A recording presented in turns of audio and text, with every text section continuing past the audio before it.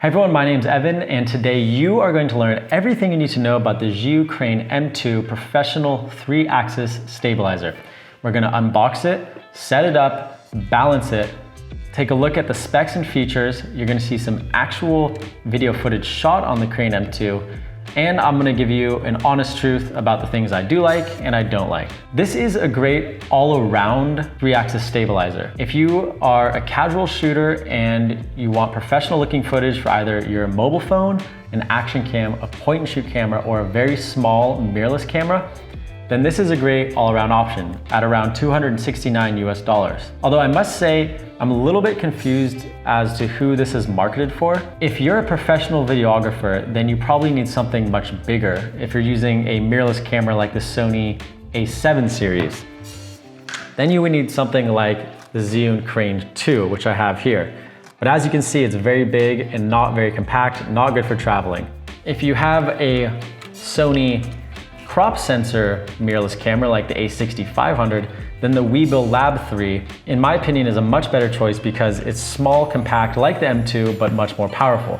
This is what I use for my Sony A6500, and yeah, it gets the job done, and it's small enough to throw in my bag. If you need a gimbal for your smartphone, I'd probably go with the Zhiyun Smooth 4 or the DJI Osmo 2. But again, this is a great option if you have an action cam, mobile phone, or a point and shoot camera that you need stabilized. So let's get right into it and unbox it and see what's inside. Inside you have the mobile phone adapter. So if you're gonna use your iPhone or Galaxy, you'll wanna use this. And what you'll do is connect this to the base plate, which is here, with the 1/4 inch screw here. So if you're gonna use an iPhone, you're gonna wanna take this and connect it like that. Screw that in. Put this off to the side for now. You have a little wrist strap that you can use to carry it around. You have the USB-C charger. I'm so glad that everything is going USB-C now because everything will be cohesive and you can use the same charger across all devices. You have finally the gimbal itself, and you have this nifty little tripod that it comes with. That is really helpful for getting it set up. So I'm just gonna screw on the tripod. And this phone box, which is great for carrying around, and while you're traveling, it keeps it protected. So the first step before you do anything is charge the gimbal to 100%. And from my testing, that takes about 2 hours. Once it's fully charged, you're gonna take the thumb screw out of the box, the base plate, and grab your camera.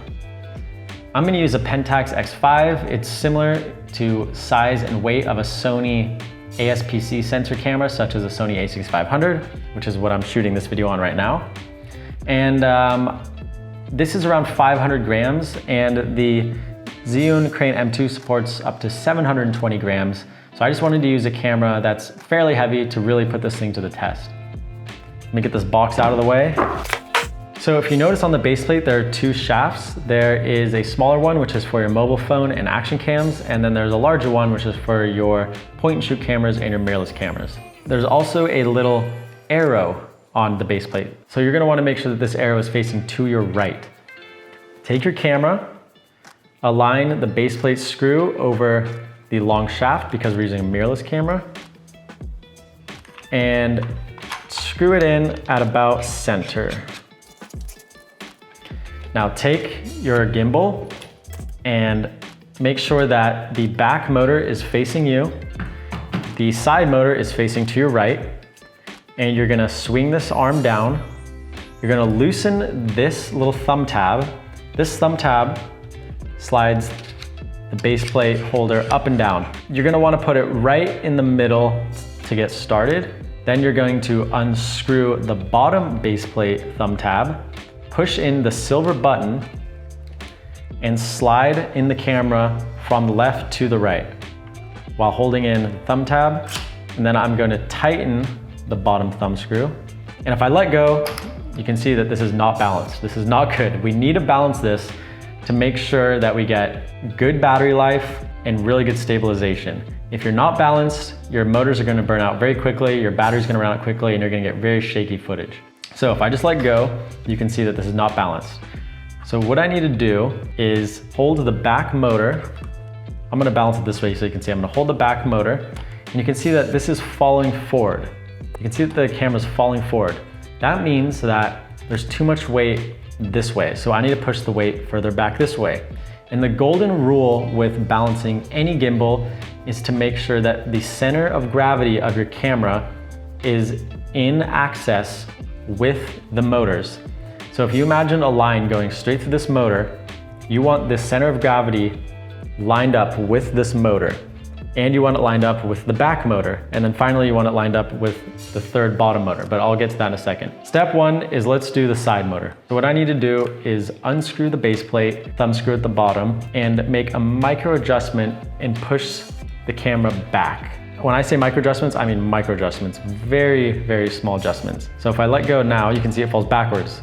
That means I did it too much. So I need to unscrew and push it again this way. Just a fraction of a hair. And it's a little bit too far forward. I'm gonna go back this way.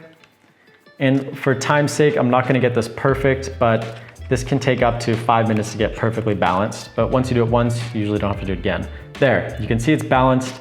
It's not falling forward, it's not falling backwards. But now if I let the camera go, you can see it's falling to my right. So what I need to do is push the center of gravity back this way, in line with this motor. So I'm gonna unscrew this thumb screw. I'm gonna push the whole mechanism that way. And if I let go, you can still see it's falling still to my right. So I gotta push it further this way. And right about there, if I let go, you can see it's balanced in the middle. So that's telling me the center of gravity of the camera is in line with this axis. So I'm gonna tighten this, and there you go. The camera is more or less balanced. Like I said, I'm not gonna do it perfectly for the interest of time for this video, but it's pretty much balanced. Before I go any further, I have a favor to ask. If you're enjoying this video, please click the like button, hit subscribe to see more review and tutorial videos. And if you have any questions, leave them in the comment section below. I respond to every question within 48 hours. If you can just hit like and subscribe, that does a lot for this channel so that I can bring you guys more videos. Let's take a look at the gimbal itself. On the right side, we have the menu button. We have the power on button. On the opposite side, we have the zoom buttons, T for telephoto, W for wide. We have the USB-C charger. We have the 1/4 inch screw. This is if you want to mount like a monitor, which I think is overkill for a gimbal this size, or you want to mount an external microphone.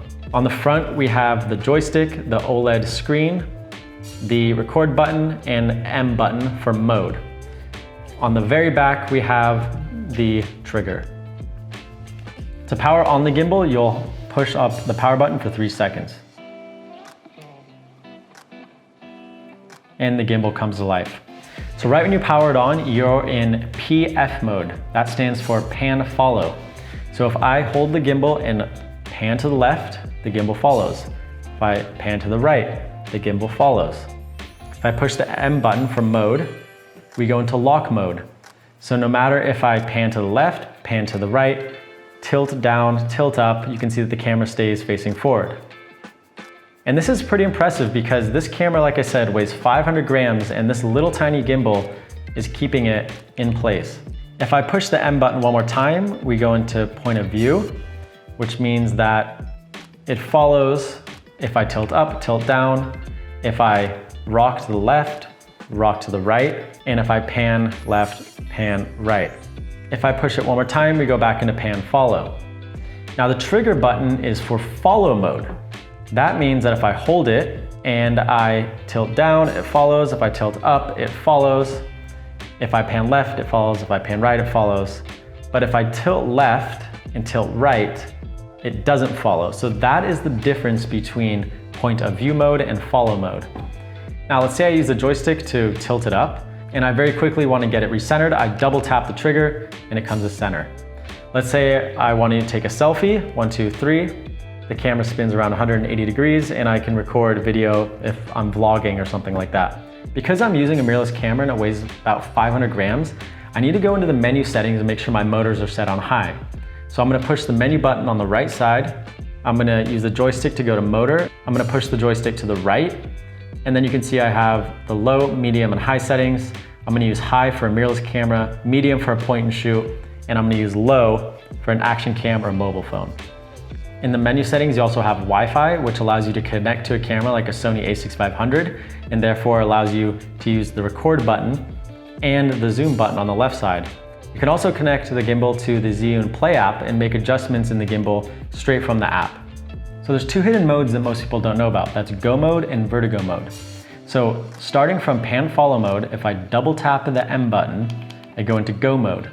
And Go mode is basically like follow mode, but it reacts much quicker. So let's say you're filming something like a sports event and you need the camera to react to your movements very quickly. You can go into Go mode and you can see that the camera goes up and down, left to right very quickly.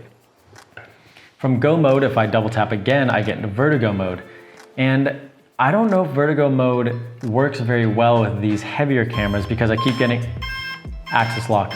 This is what happens. Every time I go into Vertigo mode with this camera, I get axis lock. So I don't think that the Zhiyun Crane can handle this heavier camera in Vertigo mode, unfortunately. So Zhiyun, if you're watching, this is something that needs to be fixed with either a firmware update or in the next release of this gimbal. I've tried it several times and it keeps happening. I wish I had better news, but yeah, Vertigo mode does not really work with this heavy of a camera from my testing at least. So now that I've showed you all the features, let's go outside and see some real test footage. There goes the axis lock again. But let's go outside and do some test footage. All right, so now we're in front of this beautiful church here in Gothenburg, Sweden, and I'm gonna show you some real life test footage. I have my Sony A6500 with the FE 28mm. And the reason I chose this camera and lens setup is because it's close to the max payload. The camera and lens together are about 650 grams. And remember that Zhiyun says that this gimbal can support 720 grams of weight. And I have my assistant / girlfriend filming me with the DJI Osmo. So we're gonna try the different gimbal modes, and we're also gonna try with the camera stabilization off, and then I'm gonna turn on the in-body camera stabilization and compare the two. So first, let's just do a little running test in pan follow mode. Now let's try the running again with the in-body camera stabilization turned on.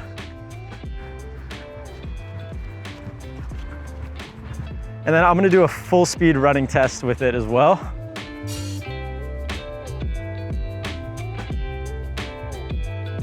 So you can get some really creative shots with this gimbal. For example, you don't need to carry a slider around. If you just put in pan follow mode, you can basically walk from left to right and get a cool slider / dolly shot, revealing your subject. So something like this, nice with the sun.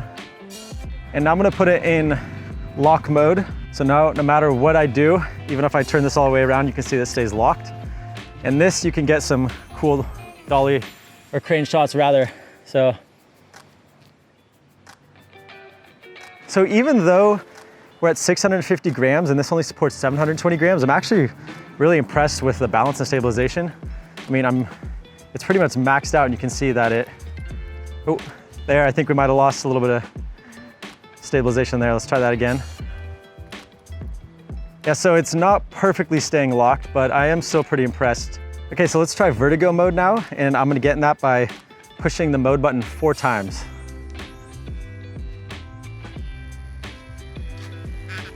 If you can hear it, it's vibrating again.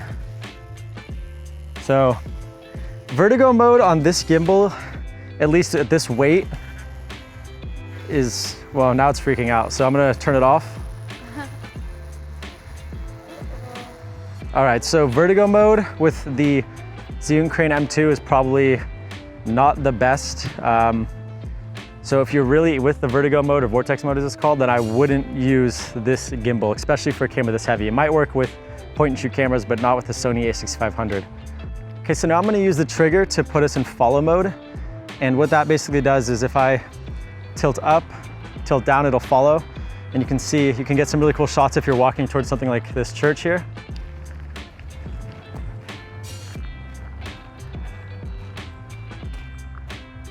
All right, so inside when I was testing this with the Pentax, wasn't very impressed to be honest, but now that I've been out in the field with it and the Sony A6500 with the 28mm lens at 650 grams, I'm pretty impressed. This thing can handle the weight, although Vortex mode or Vertigo mode doesn't really work that well. But overall, you could take this with you traveling, especially if you have a small